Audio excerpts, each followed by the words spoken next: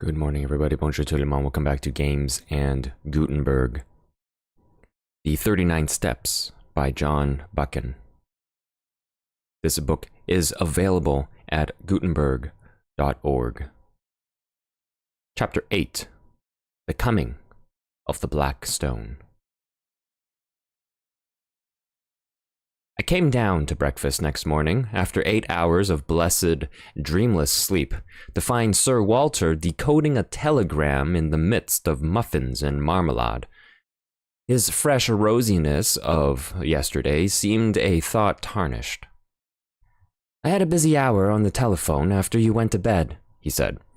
"I got my chief to speak to the First Lord and the Secretary for War, and they are bringing Royer over a day sooner.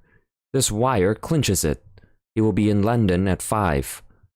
Odd that the code word for a sous-chef d'état-major général should be porker." He directed me to the hot dishes and went on. "Not that I think it will do much good. If your friends were clever enough to find out the first arrangement, they are clever enough to discover the change. I would give my head to know where the leak is. We believed there were only 5 men in England who knew about Royer's visit, and you may be certain there were fewer in France, for they managed these things better there." While I ate, he continued to talk, making me, to my surprise, a present of his full confidence. "Can the dispositions not be changed?" I asked.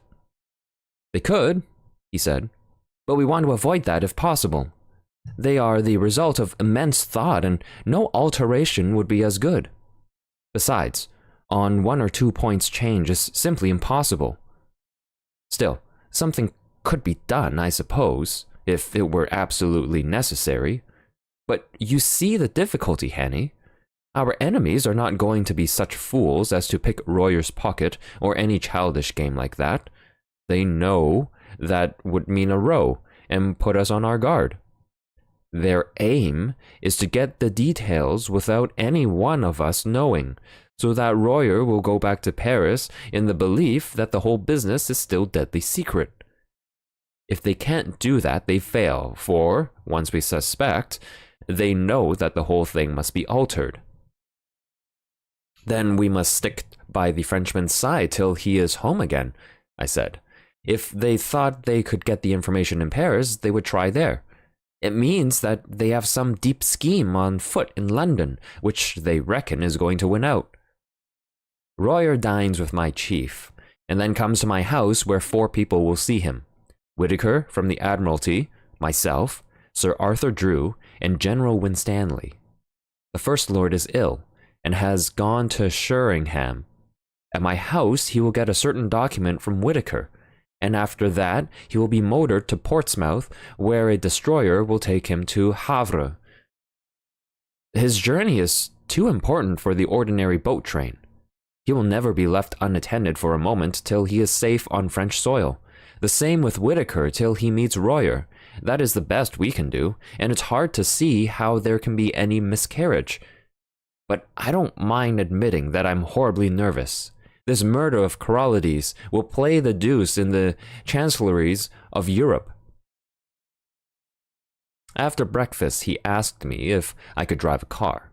"Well, you'll be my chauffeur today and wear Hudson's rig. You're about his size.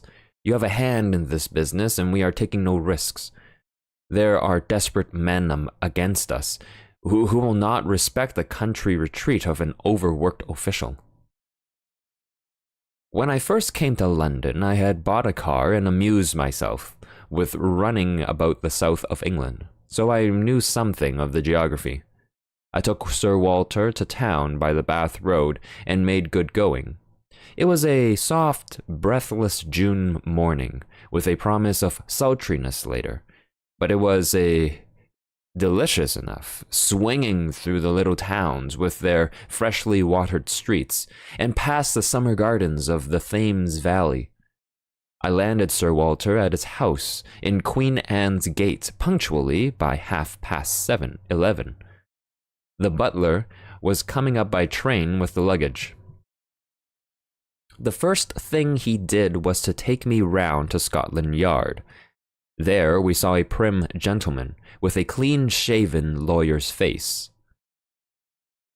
"I've brought you the Portland Place murderer," was Sir Walter's introduction. The reply was a wry smile. "It would have been a welcome present, Bullivant. This, I presume, is Mr. Richard Hannay, who for some days greatly interested my department." "Mr. Hannay will interest it again. He has much to tell you, but not today. For certain grave reasons, his tale must wait for 4 hours. Then, I can promise you, you will be entertained and possibly edified. I want you to assure Mr. Hannay that he will suffer no further inconvenience." This assurance was promptly given. "You can take up your life where you left off," I was told.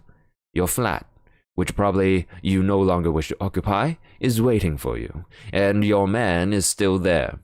As you were never publicly accused, we considered that there was no need of a public exculpation, but on that, of course, you must please yourself."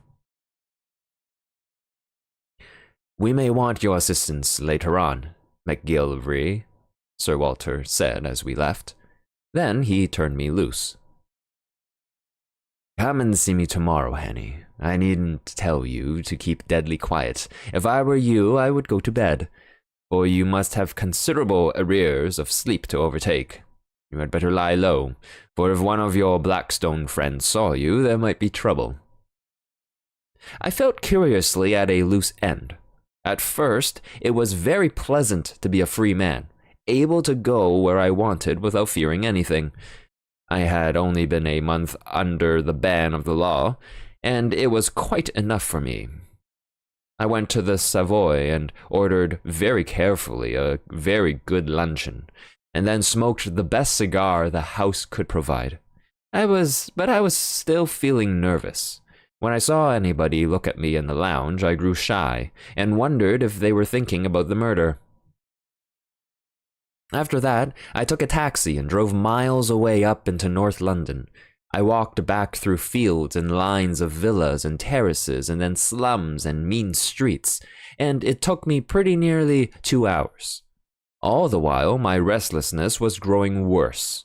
I felt that great things, tremendous things, were happening or about to happen, and I, who was the cogwheel of the whole business, was out of it.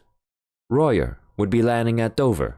Sir Walter would be making plans with the few people in England who were in the secret, and somewhere in the darkness, the Black Stone would be working. I felt the sense of danger and impending calamity, and I had the curious feeling, too, that I alone could avert it, alone could grapple with it. But I was out of the game now. How could it be otherwise? It was not likely that cabinet ministers and admiralty lords and generals would admit me to their councils. I actually began to wish that I could run up against one of my 3 enemies. That would lead to developments.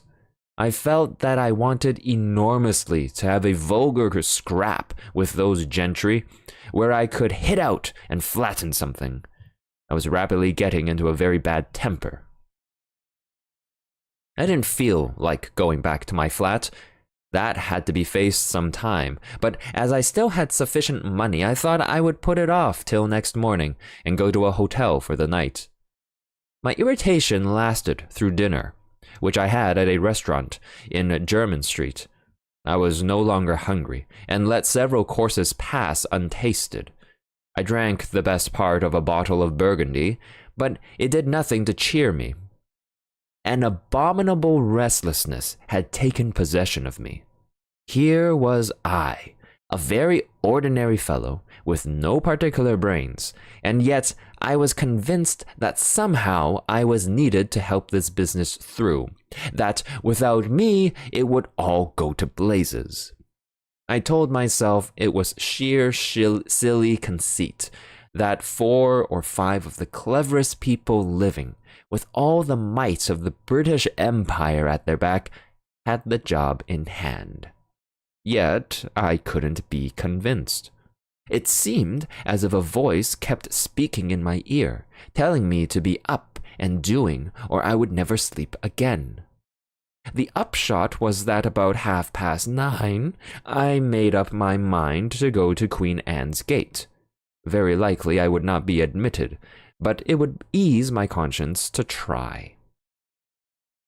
I walked down Jermyn Street, and at the corner of Duke Street passed a group of young men. They were in evening dress, had been dining somewhere, and were going on to a music hall. One of them was Mr. Marmaduke Jopley. He saw me and stopped short. "By God, the murderer!" he cried. "Here, you fellows, hold him! That's Hanny, the man who did the Portland Place murder!" He gripped me by the arm, and the others crowded around. I wasn't looking for any trouble, but my ill temper made me play the fool. A policeman came up, and I should have told him the truth, and, if he didn't believe it, demanded to be taken to Scotland Yard, or, for that matter, to the nearest police station. But a delay at that moment seemed to me unendurable, and the sight of Marmy's imbecile face was more than I could bear. I let out with my left, and had the satisfaction of seeing him measure his length in the gutter. Then began an unholy row. They were all on me at once, and the policeman took me in the rear. I got in 1 or 2 good blows, for I think, with fair play, I could have licked the lot of them, but the policeman pinned me behind, and one of them got his fingers on my throat. Through a black cloud of rage, I heard the officer of the law asking what was the matter, and Marmy, between his broken teeth, declaring that I was Hanny the murderer. "Oh, damn it all," I cried. "Make the fellow shut up. I advise you to leave me alone, Constable. Scotland Yard knows all about me, and you'll get a proper wigging if you interfere with me." "You've got to come along of me, young man," said the policeman. "I saw you strike that gentleman cruel hard. You began it too, for he wasn't doing nothing. I seen you. Best go quietly, or I'll have to fix you up." Exasperation and an overwhelming sense that at no cost must I delay gave me the strength of a bull elephant. I fairly wrenched the constable off his feet, floored the man who was gripping my collar, and set off at my best pace down Duke Street. I heard a whistle being blown, and the rush of men behind me. I have a very fair turn of speed, and that night I had wings. In a jiffy, I was in Pall Mall, and had turned down towards St. James's Park. I dodged the policeman at the palace gates, dived through a press of carriages at the entrance to the mall, and was making for the bridge before my pursuers had crossed the roadway. In the open ways of the park I put on a spurt. Happily, there were few people about, and no one tried to stop me. I was staking all on getting to Queen Anne's Gate. When I entered that quiet thoroughfare, it seemed deserted. Sir Walter's house was in the narrow part, and outside it 3 or 4 motor cars were drawn up. I slackened speed some yards off and walked briskly up to the door. If the butler refused me admission, or if he even delayed to open the door, I was done. He didn't delay. I had scarcely rung before the door opened. "I must see Sir Walter," I panted. "My business is desperately important." That butler was a great man. Without moving a muscle, he held the door open, and then shut it behind me. "Sir Walter is engaged, sir, and I have orders to admit no one. Perhaps you will wait." The house was of the old-fashioned kind, with a wide hall and rooms on both sides of it. At the far end was an alcove with a telephone and a couple of chairs, and there the butler offered me a seat.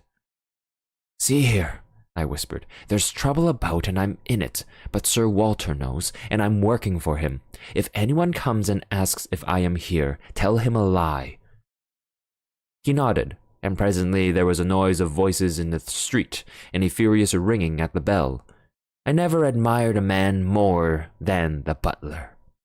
He opened the door, and with a face of graven image waited to be questioned. Then he gave them it. He told them whose house it was, and what his orders were, and simply froze them off the doorstep. I could see it all from my alcove, and it was better than any play.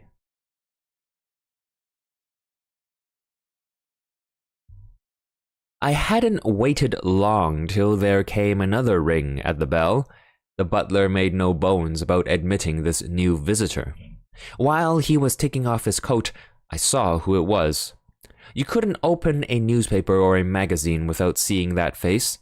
The gray beard cut like a spade, the firm, fighting mouth, the blunt, square nose, and the keen blue eyes. I recognized the First Sea Lord, the man, they say, that made the new British Navy. He passed my alcove and was ushered into a room at the back of the hall. As the door opened, I could hear the sound of low voices. It shut, and I was left alone again. For 20 minutes I sat there, wondering what I was to do next. I was still perfectly convinced that I was wanted, but when or how I had no notion. I kept looking at my watch, and as time crept on to 10:30, I began to think that the conference must soon end. In a quarter of an hour, Royer should be speeding along the road to Portsmouth. Then I heard a bell ring, and the butler appeared.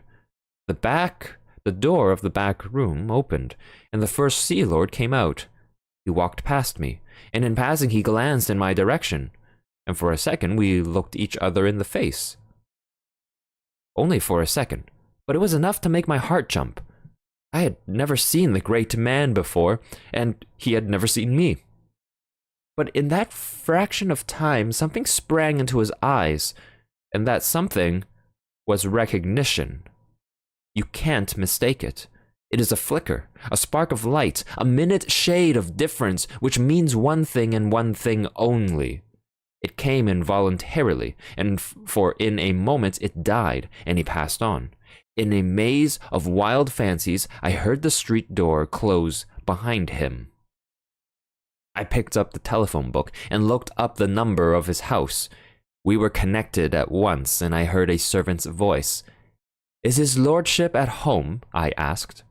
"His lordship returned half an hour ago," said the voice. "He has gone to bed. He's not very well tonight. Will you leave a message, sir?" I rang off and almost tumbled into a chair. My part in this business was not yet ended. It had been a close shave, but I had been in time. Not a moment could be lost, so I marched boldly to the door of that back room and entered without knocking. 5 surprised faces looked up from the round table. There was Sir Walter, and Drew, the War Minister, whom I knew from his photographs. There was a slim elderly man, who was probably Whitaker, and the Admiralty official, and there was General Winstanley, conspicuous from the long scar on his forehead. Lastly, there was a short, stout man with an iron gray mustache and bushy eyebrows, who had been arrested in the middle of a sentence. Sir Walter's face showed surprise and annoyance. "This is Mr. Hanny, of whom I have spoken to you," he said apologetically to the company. "I'm afraid, Hanny, this visit is ill-timed." I was getting back my coolness. "That remains to be seen, sir," I said, "but I think it may be in the nick of time. For God's sake, gentlemen, tell me who went out a minute ago." "Lord Alloa," Sir Walter said, reddening with anger. "It was not," I cried. "It was his living image, but it was not Lord Alloa. It was someone who recognized me, someone I have seen in the last month. He had scarcely left the doorstep when I rang up Lord Alloa's house and was told he had come in half an hour before he had gone to bed." Who? Someone stammered. "The Black Stone," I cried. And I sat down in the chair so recently vacated and looked round at 5 badly scared gentlemen. End of Chapter 8. The Coming of the Black Stone. The 39 Steps by John Buchan. This This book is available at Gutenberg.org. Thank you for listening.